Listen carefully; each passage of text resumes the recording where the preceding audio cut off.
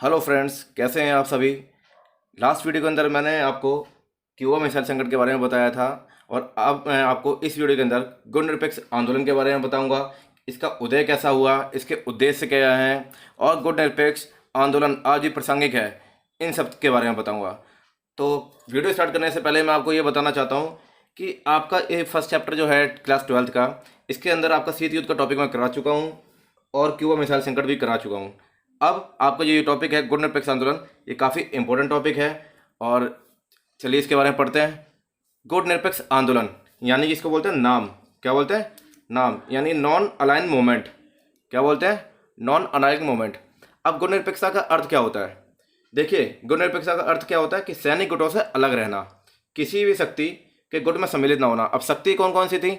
आपकी दो शक्तियाँ चल रही थी, एक यूएसए की और एक यूएसएसआर की, यानी कि अमेरिका और सोवियत संघ की, यानी पूंजीवाद और साम्यवाद। इन दो शक्तियां चल रही थी और यही दो शक्तियां बहुत विशाल शक्तियां थी।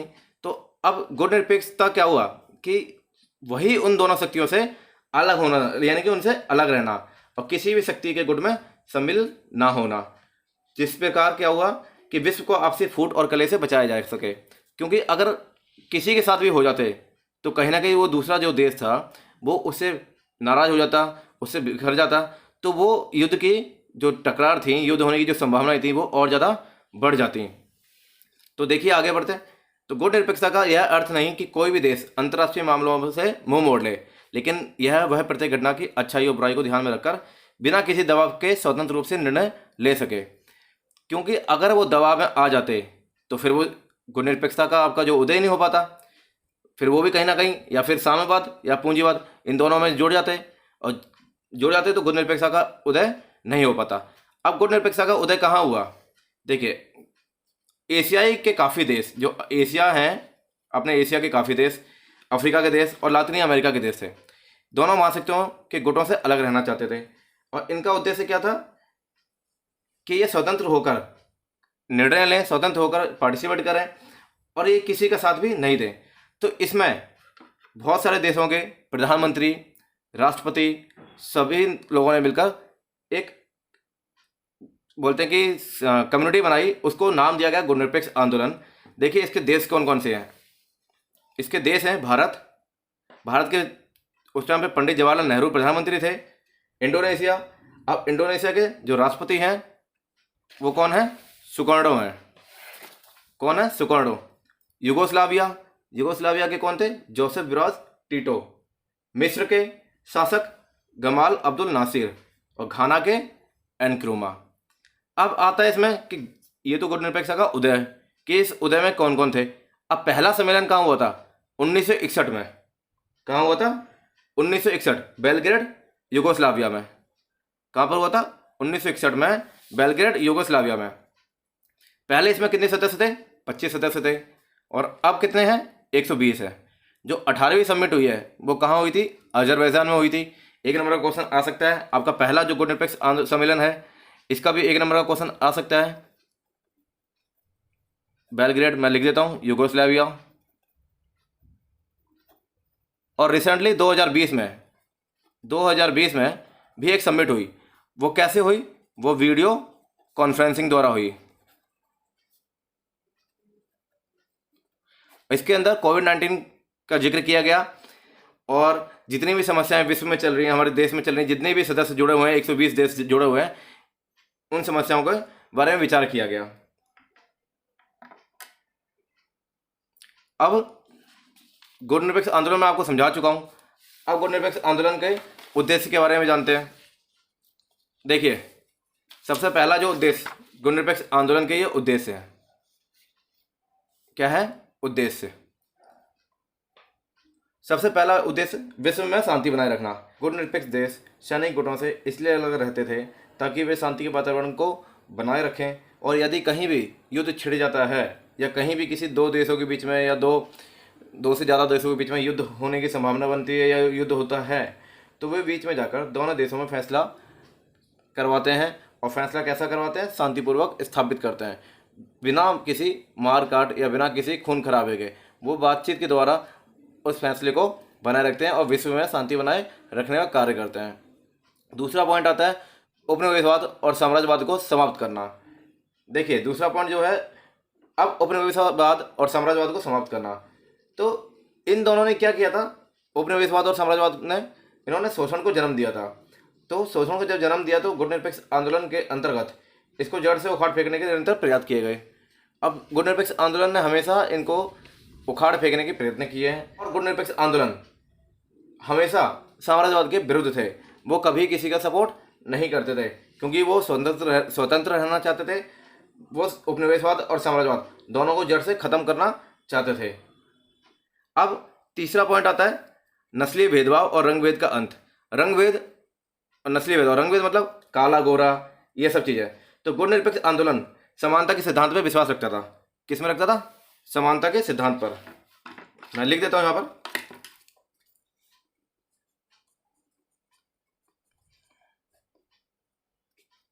समानता के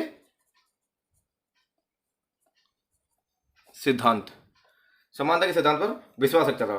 वो असमानता को खत्म करना चाहता था। रंगभेद की नीति का वो बहुत बड़ा विरोधी था, क्योंकि दक्षिण अफ्रीका में रंगभेद की नीति का इस आंदोलन ने खूब विरोध किया था।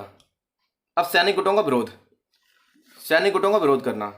देखिए सैनिक गुट विश्व में अशांति और असुरक्षा फैलाते हैं। तो सैनिक गुट ही प्रथम और द्वितीय विश्व युद्ध का कारण भी बना था, जिससे विश्व में व्यापक स्तर पर जनहानि और धनहानि हुई थी। तो इसलिए गुटनिरपेक्ष आंदोलन इसका विरोध करता है। अब हथियारों की होड़ को समाप्त करना। देखिए हथियारों की होड़ को समाप्त करने का बहुत बड़ा रीज़न ये भी है, क्योंकि अमेरिका और सोवियत संघ, इन दोनों के पास परमाणु हथियार थे, और ये लोग एक दूसरे को ये लोग अपने आप को उठाने के चक्कर में, अपने आप को सबसे बड़ा बनाने, सबसे बड़ी ताकत बनाने के चक्कर में इन्होंने हथियारों का उत्पादन किया। अब हथियारों में पहले एटम बम, फिर परमाणु बम, मिसाइलें सभी प्रकार की बनाई। तो इसलिए जो गुटनिरपेक्ष आंदोलन है वो हथियारों निर्माण पर का विरोधी था।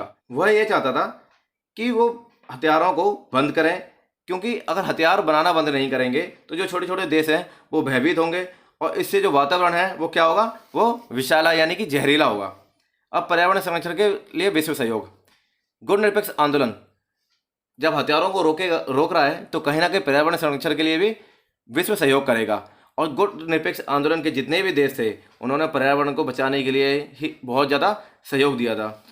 सातवां आएगा मुक्त व स्वतंत्र विदेश नीति का पालन करना, यानी कि उनके ऊपर किसी प्रकार का कोई प्रेशर ना हो, वो स्वतंत्र रूप से जितनी भी विदेशी नीतियां हैं उनका पालन कर सकें और किसी भी दबाव में ना करें। अगर उन्हें कुछ चीज़ अच्छी नहीं लग रही है तो वो वहाँ पे अपनी आवाज़ उठा के बता सकें कि ये चीज़ यहाँ पर गलत है। संयुक्त राष्ट्र संघ के शांति प्रयासों और अन्य कार्यों में सहयोग।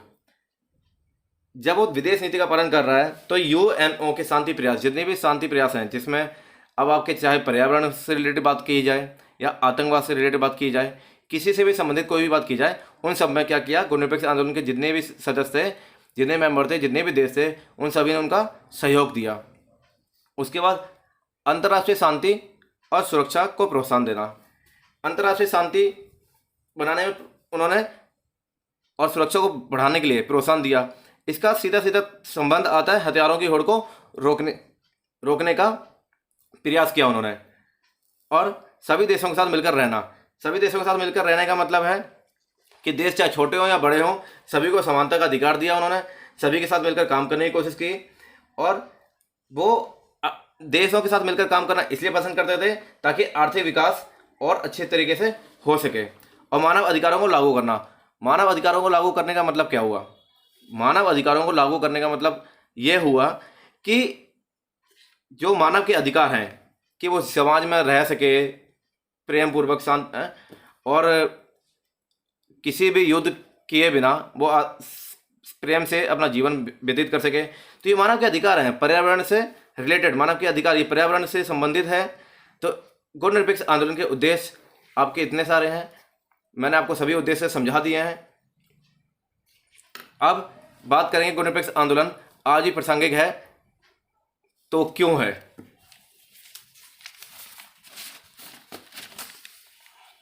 देखिए गुटनिरपेक्ष आंदोलन आज भी प्रासंगिक है।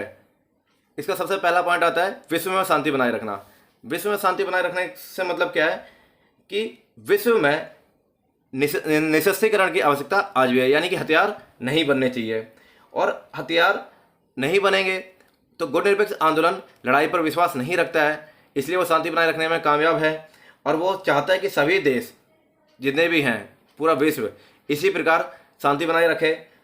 और विश्व में शांति बनाए रखने के लिए गुणनिरपेक्ष आंदोलन की आवश्यकता है, क्योंकि वो सैन्य गुटों से अलग रहता है। जब वो सैन्य गुटों से अलग रहता है तो वो स्वतंत्र रूप से निर्णय ले सकता है और शांति बनाए रखने में विश्वास रखता है।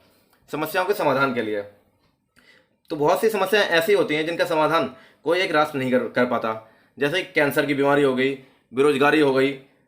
इन सभी समस्याओं का समाधान के लिए कोई ना कोई एक मंच जरूरी है और इन मंच की आवश्यकता जो पड़ती है जहाँ पे सभी मिलकर समस्याओं का समाधान कर सके। तो ऐसा मंच कौन बना? गुणनिरपेक्ष आंदोलन, जो गुणनिरपेक्ष प्रदान करता है एक ऐसा मंच जहाँ पर सभी की समस्याओं का समाधान किया जा सके। सैन्य गुटों से सुरक्षा, देखिए अमेरिका और यूएसएआर यानी कि सोवियत संघ, अमेरिका और सोवियत संघ में बहुत ज़्यादा युद्ध की संभावना बनी। तो सैन्य गुटों से सुरक्षा मतलब क्या है कि अमेरिका ने आज भी अपने सैनिक संगठन जैसे कि नाटो, सीटो, सेंटो इनको समाप्त नहीं किया और ना ही अपने हथियारों में कमी की है। तो आज भी अमेरिका ने अपने हथियारों के भंडार को समाप्त ना करने का विचार किया। तो ऐसे में संसार को बहुत से देशों, संसार में जितने भी देश हैं कहीं ना कहीं ऐसे बहुत सारे देश हैं जिनको उनसे भय बना रहता है। तो ऐसे में गुणनिरपेक्ष आंदोलन उनकी सुरक्षा करता है, सैन्य गुटों से सुरक्षा करता है। अगला पॉइंट आता है विकासशील देशों की सुरक्षा। अब विकासशील देशों का मतलब जैसे कि भारत एक विकासशील देश है, तो अमेरिका और सोवियत संघ के विघटन के पश्चात एक ही महाशक्ति बचा। अब अपनी मजबूत आर्थिक स्थिति के कारण वो किसी भी देश पर अपना दबाव बनाता है, तो अपनी मनमानी भी करता है दबाव बनाएगा तो गुणनिरपेक्ष आंदोलन उस दबाव पर अंकुश लगाता है और विकासशील देशों की सुरक्षा करता है, क्योंकि वहाँ पर सभी देश क्या हो जाते हैं, मिलकर उसको प्रेशराइज करते हैं यानी दबाव में लाते हैं। फिर निःशस्त्रीकरण के लिए दबाव डालना। लास्ट पॉइंट आता है निःशस्त्रीकरण के लिए। तो गुणनिरपेक्ष आंदोलन आज भी ये चाहता है कि विश्व में जो बड़े बड़े हथियार हैं जैसे कि एटम बम हो गया, परमाणु बम हो गया, हाइड्रोजन बम हो गया, इनका उत्पादन ना किया जाए। वो निःशस्त्रीकरण के लिए दबाव डालता है कि वो बिना हथियारों के बात की जाए, आपस में कोई भी बात हो वो विचार विमर्श से हल की जाए, जिससे खून खराबा ना हो या रक्त रंजित जैसे माहौल ना बने, या जैसे द्वितीय विश्व युद्ध हुआ या कोल्ड वॉर यानी कि जो शीत युद्ध हुआ इनके जैसा माहौल ना बने। तो गुणनिरपेक्ष आंदोलन आज भी प्रासंगिक है इन सब बातों के लिए। आशा करता हूँ कि आपको जो मैंने बताया वो सब आपको समझ में आया होगा। अगर किसी प्रकार की कोई समस्या लगे तो बेझिझक पूछ लीजिए। Thank you.